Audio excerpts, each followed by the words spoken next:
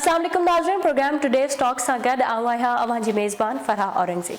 नाज़रीन, जीअं तव्हांखे ख़बर आहे त रमज़ान जो बाबरकत महीनो शुरू थी वियो आहे ऐं हिन महीने में असां घणियूं ई शयूं आहिनि। ज़ाहिर आहे असांजो दीन एॾो ख़ूबसूरत आहे, थोरियूं घणियूं बारीकियूं बि आहिनि पर आसानियूं बि इलाही आहिनि। रमज़ान शरीफ़ इस्लामी कैलेंडर जो 9 महीनो हूंदो आहे ऐं निहायत भलो ऐं शानदार आहे। रमज़ान मुबारक जो महीनो ख़ुदा पाक जे ख़ासि महीननि मां हिकिड़ो आहे। इन ई रमज़ान मुबारक जे हवाले सां असां ॻाल्हि ॿोल कंदासीं त रमज़ान असांखे छा पैगाम ॾींदो आहे, रमज़ान जो महीनो असांजे लाइ कहिड़ियूं जेके आहिनि बरकतूं खणी ईंदो आहे।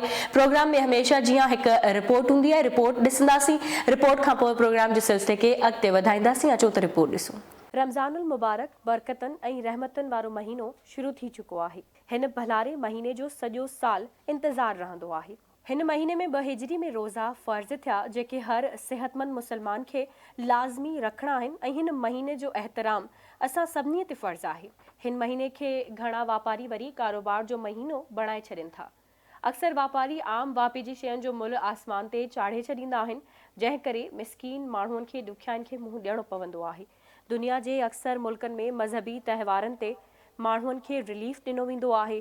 आम वापे जूं शयूं सस्तियूं कयूं वेंदियूं आहिनि, जॾहिं त ग़रीब माण्हुनि खे त स्पेशल रिलीफ ॾिनो वेंदो आहे। पर असां वटि उन जे उबतड़ मज़हबी तहिवारनि खे कमाई जो ज़रियो बणायो वञे थो। अक्सर दुकानदार हिन महीने जो इंतज़ारु इन लाइ कंदा आहिनि त हू पंहिंजूं ज़ख़ीरो कयल शयूं टीण ते महांगियूं करे विकिरो करे ग़रीब माण्हुनि खे ॿिन्हिनि हथनि सां फुरे पंहिंजा ॿिब भरनि। पर इन्हनि वापारियुनि खां केर बि पुछण वारो न आहे।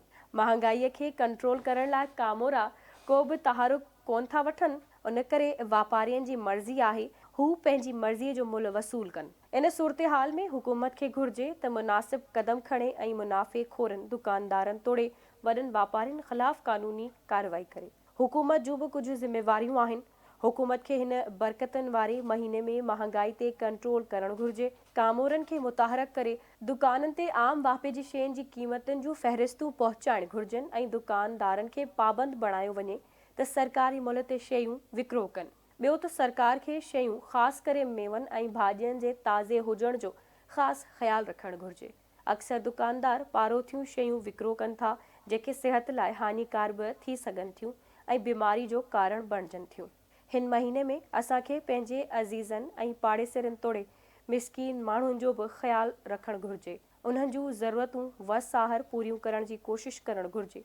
ईअं न थिए जे हिन बरकतनि वारे महीने में पाड़ेसरी या को अज़ीज़ बुखियो रहिजी वञे। मिसकीन ऐं बेसहारा माण्हुनि जी मदद करणु घुर्जे। इहो रुॻो आम शहरियुनि जो न पर हुकूमत ऐं समाजी तंज़ीमुनि जो फ़र्ज़ु बणिजे थो त वधि खां वधि मिसकीन माण्हुनि खे रिलीफ ॾियनि। रोज़े जी फ़ज़ीलत जी ॻाल्हि कजे त हिकु अफ़ज़ल इबादत आहे, पर रोज़े जो मक़सदु रुॻो लंघण ऐं उञ काटणु न आहे, पर रोज़े जो मक़सदु सब्र करणु, मिसकीन माण्हुनि जी मदद करणु बि आहे।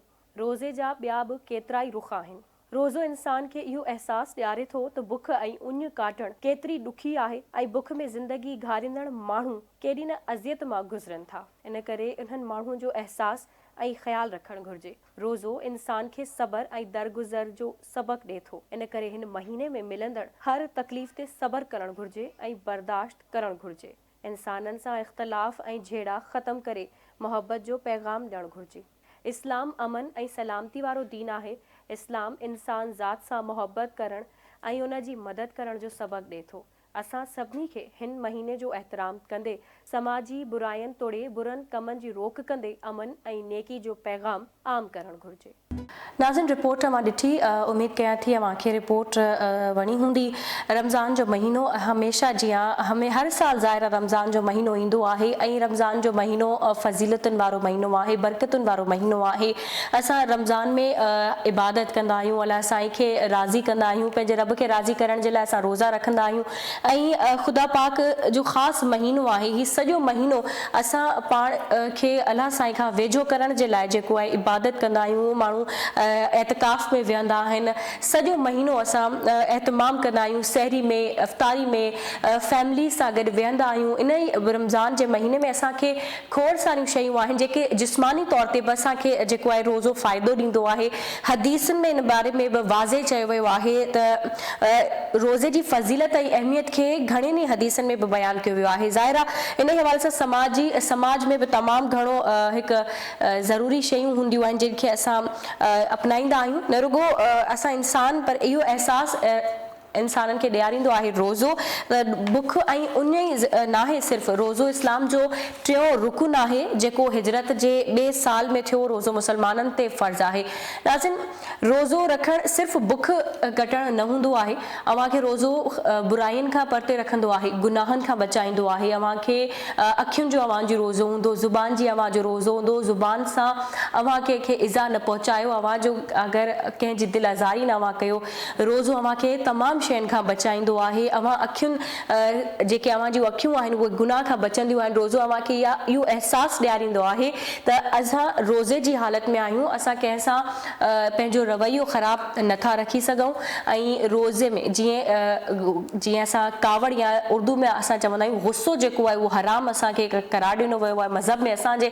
त रोज़े जी हालति में असांखे पंहिंजे पाण ते क़ाबू रखण जो बि दर्स ॾिनो वियो आहे त अव्हांजी जेका ज़ुबान आहे उन मां कंहिंखे इज़ा न पहुचे ऐं रोज़ो मुसलमाननि ते फ़र्ज़ु बि आहे।